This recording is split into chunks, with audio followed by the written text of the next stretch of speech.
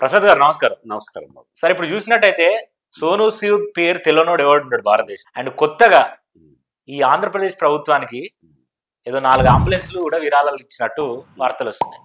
ఎందుకు ఇలా? అసలు సోనూ సూద్ గురించి చెప్పాలంటే మీరేం చెప్తారు? మనుషుల్లో దేవుడు ఆయన.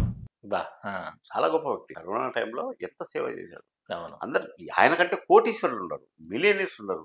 అసలు అంబానీ తీసుకో, వాళ్ళంతా పెద్ద బ్యాచ్ ఉన్నారు కదా, బ్యాంకులో ఎక్కువ డబ్బులు కొట్టిన వాళ్ళు. వీళ్ళు ఎవడు ఏం చేయలేదు. అంటే డబ్బులు ఉండి ఏం చేయలేదు. డబ్బులు ఉండి ప్రయోజనం ఏంది? దాన్ని ప్రయోజనాత్మకంగా ఖర్చు పెట్టినప్పుడే ఇప్పుడు నేనే బతకాలి, నా బంధువులు ఉండాలి, మేము ఉండాలి, నాకు కుటుంబం హ్యాపీగా ఉండాలి అని ఆలోచించలేదు ఆయన. అందరూ హ్యాపీగా ఉండాలి. స్వశక్తితో ఎదిగిన నటుడు. చిన్న స్థాయి నుంచి వచ్చి గొప్పగా ఎదిగి ఆ స్థాయి మర్చిపోలేదు.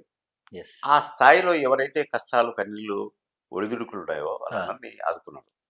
కరోనా టైంలో ఆయన హోటల్ని ఇచ్చేశాడు వీళ్ళ బాధితులందరికీ, మీరు ఉండండి అని. పునరావాస సెంటర్ మీకు కల్పించాడు. ఆయన చేసింది ఒకటి కాదు, చాలా. ప్రతిదీ ఒక సంచలనమే. ఎవరో 2 అమ్మాయిలు వాళ్ళే కాడి మాని పట్టుకొని దున్నుతుంటారు, వాళ్ళ నాన్న పట్టుకొని ఉంటే అలా చూసి వాళ్ళ పోయి డాక్టర్ గురించాడు. చాలా మంది హార్ట్ పేషెంట్స్ కు సాయం చేశాడు. ఆయన దగ్గరికి పోయి ఇది మా పరిస్థితి అన్న వాళ్ళకు ఎవరికి లేదు అని చెప్పలేదు. అది అభినవ దానకర్ణుడు అని చెప్పుకోవచ్చు ఆయన. అంటే ఎక్కడైతే అవసరం ఉందో వాళ్ళందరినీ ఆదుకుంటున్నాడు. చాలా మంది ఉన్నారు ఆయన కంటే పెద్ద హీరోలు ఉన్నారు. ఆయన విలన్ సినిమాల్లో విలన్, కానీ నిజ జీవితంలో అందరికంటే నిజమైన హీరో. వీళ్ళంతా తెర ముందు కెమెరాల ముందు నటించే హీరో, ఆయన ప్రాక్టికల్ గా చేసి చూపించిన హీరో. చాలా చాలా గొప్ప వ్యక్తిత్వం ఉన్న వ్యక్తి.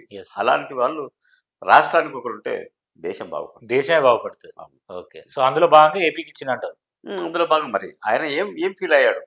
అక్కడ ఎవరన్నా కంప్లైంట్ చేశాడేమో, మాకు ఇట్లా కొరత ఉంది, అంబులెన్స్ కొరత ఉంది, లేకుంటే వాళ్ళ రాజకీయ ప్రాబల్యం కోసం, పలుకుబడి కోసం ఆయన ఇచ్చిండొచ్చు. Okay sir, thank you sir. మంచిదండి.